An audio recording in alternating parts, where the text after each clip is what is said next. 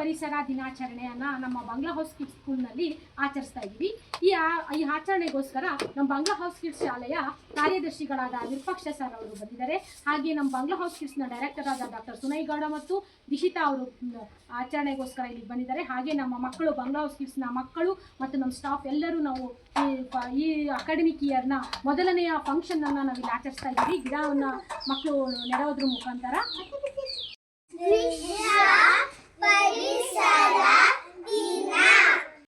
Hello ನಮಸ್ಕಾರ. ನಾನು ಶಿವಮೊಗ್ಗ ವಿರೂಪಾಕ್ಷ ಮಾತನಾಡ್ತಾ ಹೇಳ್ತಾ ಇದ್ದೀನಿ.